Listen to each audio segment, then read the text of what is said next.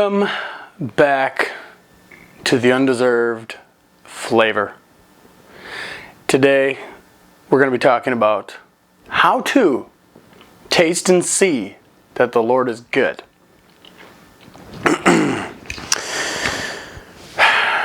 Well, in a nutshell, how do you taste and see that the Lord is good? I would say it's as easy as metanoia.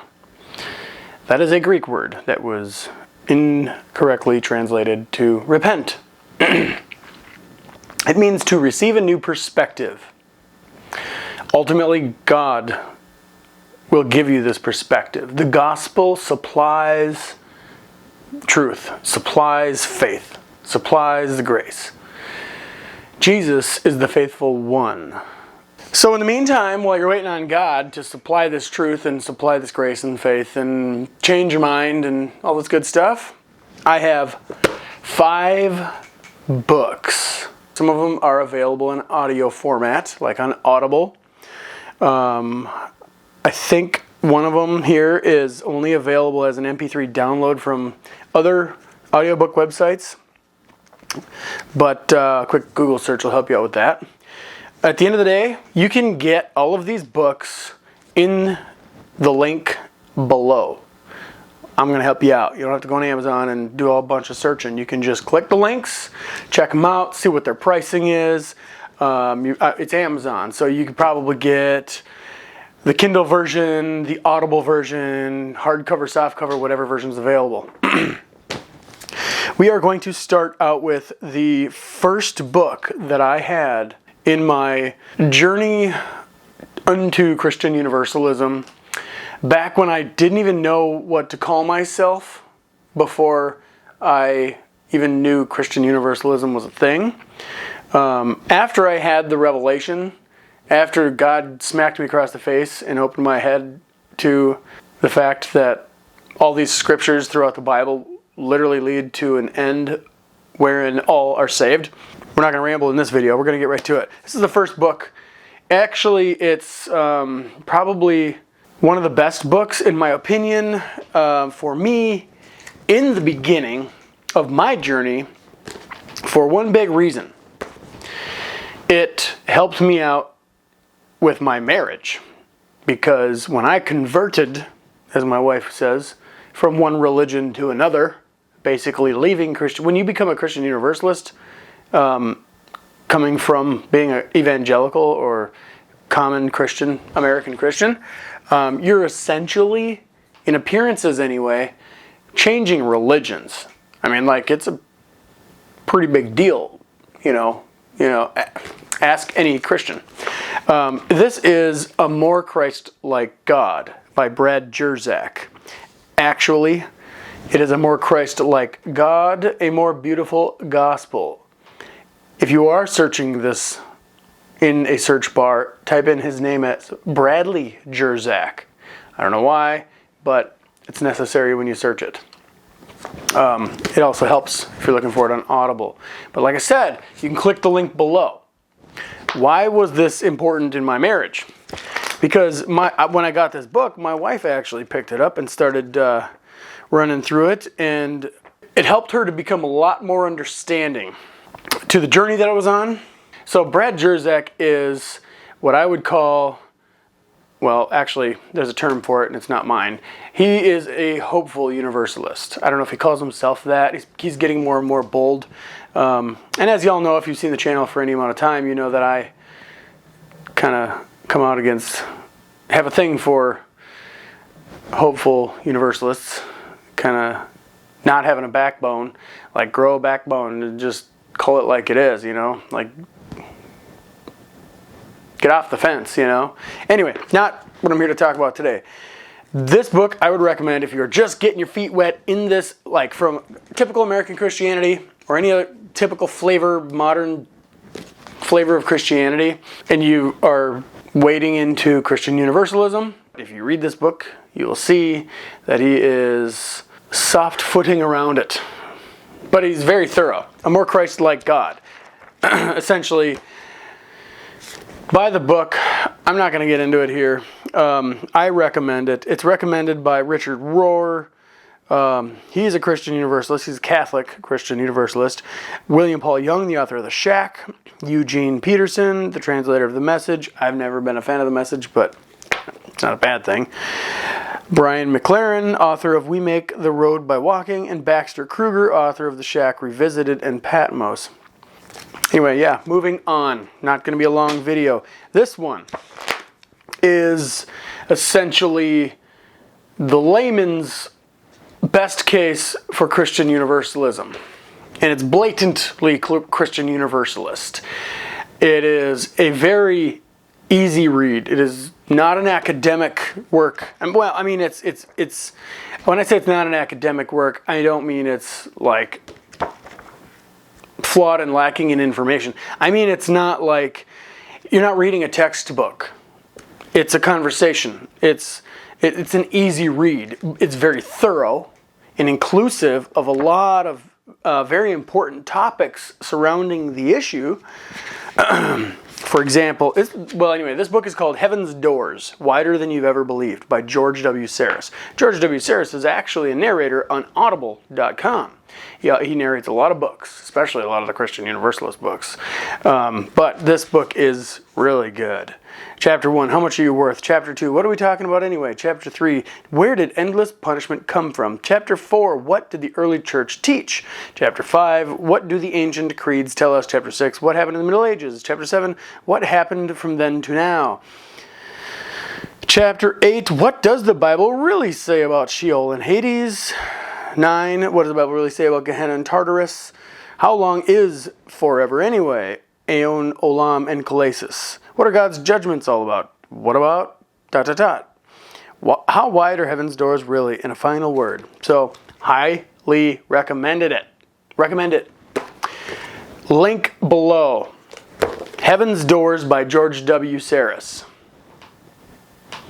I'm not going to go crazy editing in this video, like little clips of the books and all that kind of good stuff. I am not a professional videographer. I can sit in front of a camera, put it on the computer, click upload with a couple of cool little effects, and also I like to ramble. I'm a professional rambler. How about that?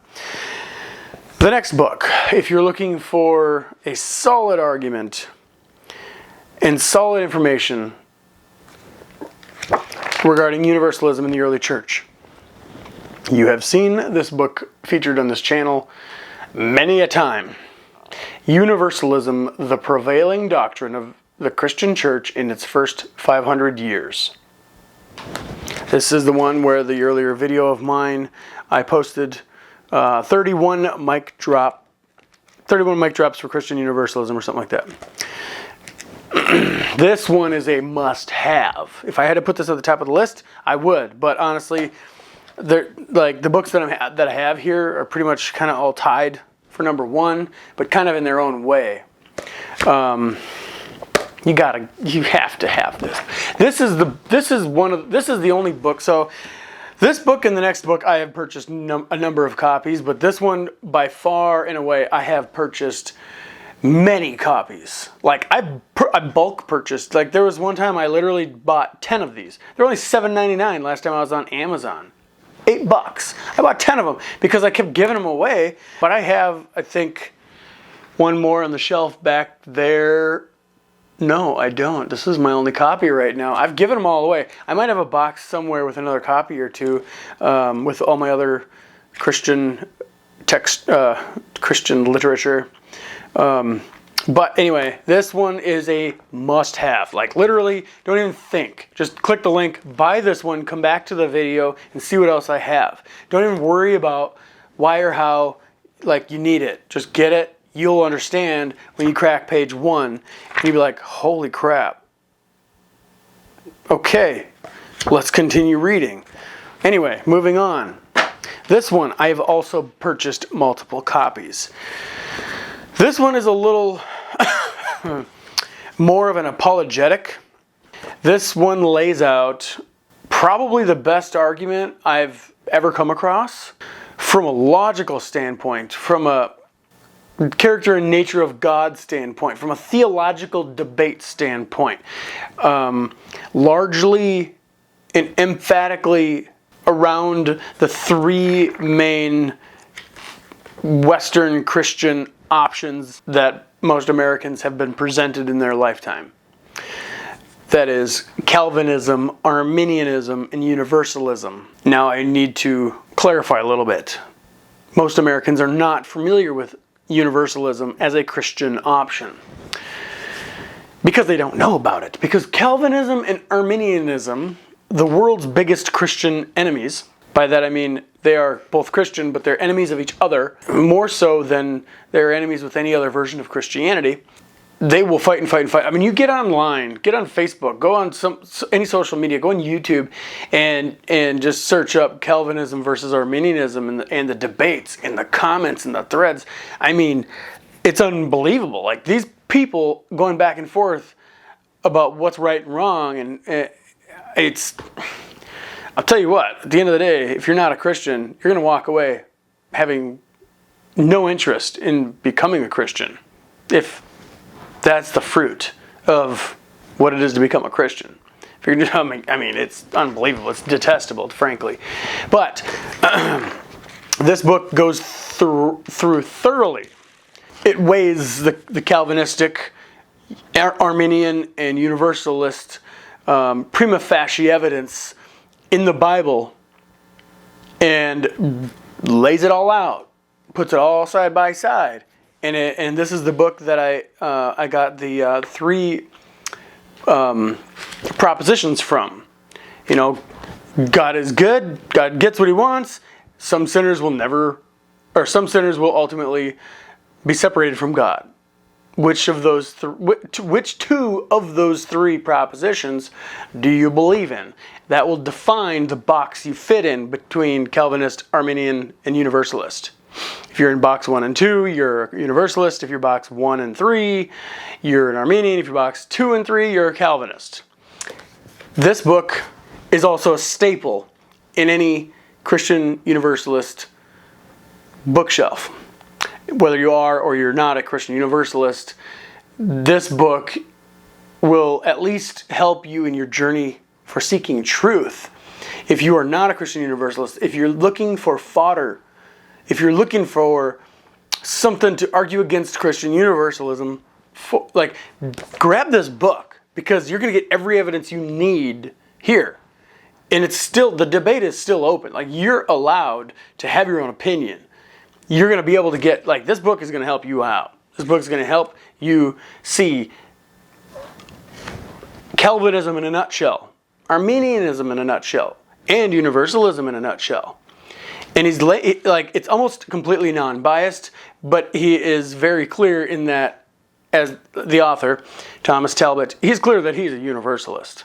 He's not beating around the bush, but he fairly lays it all out. So at the end of the day, he will tell you he has concluded that Universalism is the most logical one that makes sense, but you're going to be able to come to your own conclusions at the end of the day. I like it because he's not trying to tell you what to think. He's laying it out and saying, here it is. This is what I believe. And that's the end of it. The Inescapable Love of God by Thomas Talbot. Linked below. In the book that I am currently reading, by that I mean I'm currently uploading videos of reading, and you may be bored out of your skull listening to my videos wherein I read this book. And then you may be extremely annoyed and yelling at your screen when I interject and pause and talk in monotone and then talk enthusiastically and then just whatever. So you want to buy this book so that you can read it for yourself and you don't have to listen to me. Link is in the description below, or you can read along while I'm reading it to you. The reason I'm doing this book on YouTube, by the way, if you're watching this video when it just posted, I literally just uploaded the chapter 1 reading of this book half an hour ago. So by the time this video goes up, that video will have been out for, well, depending on when I upload this video, potentially a day, maybe a few hours, I don't know. But this is A Larger Hope, Universalism, from Christian beginnings to Julian of Norwich. I don't have a script. I'm looking at nothing, so it's all Universal Salvation. From Christian Beginnings to Julian of Norwich by Ilaria Ramelli. Link is in the description once again. You don't necessarily need to see it on here, but it helps, I guess. Those are my 5 top recommendations right now if you are looking for a small arsenal for Christian Universalism. I know other Christian Universalists. You're going to come on here with, well, what about this book or that book? Post them in the comments. If you have some recommendations, put them all in the comments. I have a fat library of Universalist books. It would take me a while or a lot longer of a video to recommend them all. And in a video like that, I think you kind of lose focus, and then it's kind of like, well, which ones do I get? And it just becomes overwhelming. At the end of the day, these are the 5 books that I recommend that you get in your arsenal if you are on this journey, if you're new to this Christian Universalist journey, or if you're exploring it, or if you're looking for arguments against it. To be completely honest with you, I mean, you could mix up the order in which I shared them. A more Christlike God, Heaven's Doors, Universalism, the Prevailing Doctrine of the Christian Church during its first 500 years, the Inescapable Love of God, A Larger Hope. I'm going to do another video with other books, but honestly, these are my top 5. And when I say that, I don't necessarily mean they're the only top 5, because I have a lot of other books that literally could replace all of these as my top 5. But to be honest with you, you can't go wrong with any one of these books. Start with one of them, maybe order all 5 of them. You will not be sorry. So let's recap here. I think A More Christ-Like God is available in Audible if you want to listen to audio format. I'm not 100% sure. I think it is.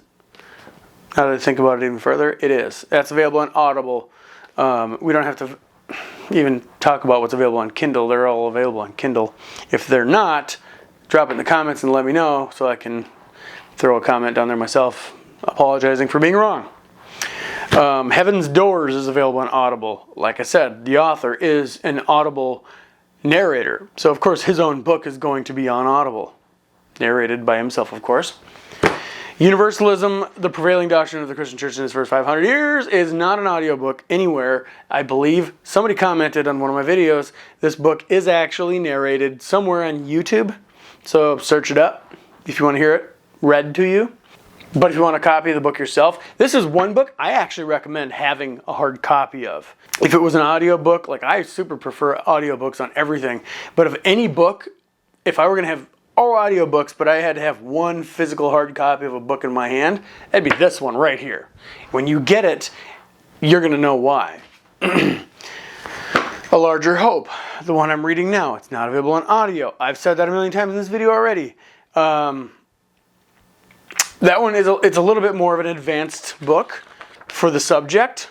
So if we were to list these from 1 through 5, which one's more important in your journey as an early, or you're wading into the waters as a Christian Universalist, you're thinking, which one should I get first? This one's actually a little bit more expensive. If I'm not mistaken, it's like $35 or so.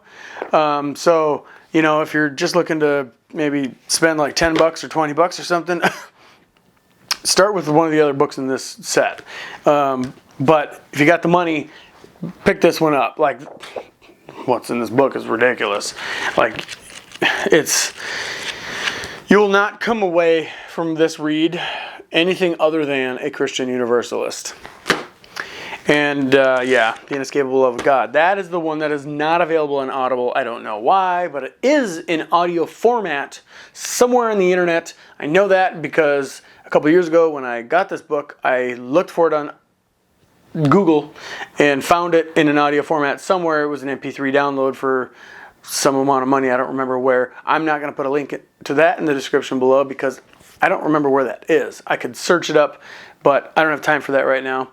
It's available on Amazon. I honestly believe you'd probably be better off soaking this one up by reading it.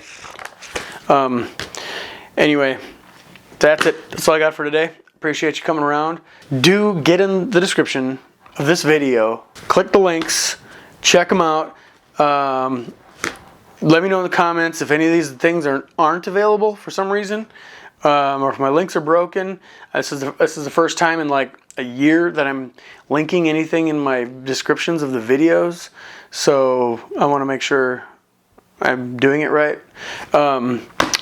Subscribe to the video, subscribe to the channel, like the video, hit the bell so you know when my next video comes up.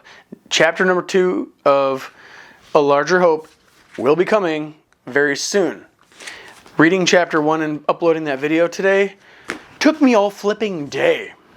And it's probably not a very entertaining watch. You tell me. Like, it's probably super boring. But it's the best option you have for an audio version of this book available, because it's free and it's the only one out there, unless someone else is reading it on YouTube. Yeah, let me know how much I suck at narrating. Check out that video. There's a playlist coming out. But yeah, chapter 2, I'm going to try and get chapter 2 out ASAP, and I'm going to make it my best.